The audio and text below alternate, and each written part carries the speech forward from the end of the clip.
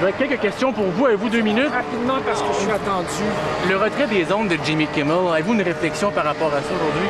Bien, pour nous, la liberté d'expression, c'est un élément fondamental de la démocratie. On va toujours continuer de se battre pour la conserver. Évidemment, la liberté d'expression, ça ne veut pas dire qu'on peut tenir des discours haineux, par exemple, envers certaines populations, mais c'est un élément fondamental de la démocratie. Et finalement, la décision de s'en prendre à la clause dérogatoire plutôt qu'à la loi sur la laïcité concrètement dans l'argumentaire de votre gouvernement, pourquoi?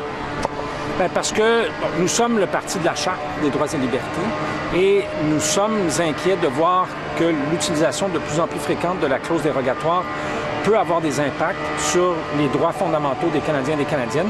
Nous, ce qu'on demande, c'est que les tribunaux, dans ce cas-ci la Cour suprême, puissent se prononcer puis dire, évidemment, une province ou un territoire a le droit d'utiliser la clause dérogatoire, c'est dans la Constitution, mais si cette utilisation-là viole un droit ou des droits fondamentaux, on veut que les tribunaux puissent dire aux populations de ces provinces ou de ces territoires-là, vos droits sont violés par l'utilisation de la clause dérogatoire. Puis après ça, les gens feront les choix qu'ils ont à faire. Et à Québec, on vous accuse d'un peu d'hypocrisie, de manque de courage, de ne pas attaquer la loi de front, de passer par un autre mécanisme. Vous répondez quoi à ça?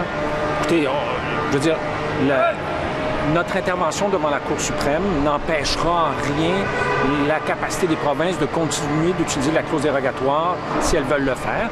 Nous, encore une fois, c'est une question de principe de droits et libertés.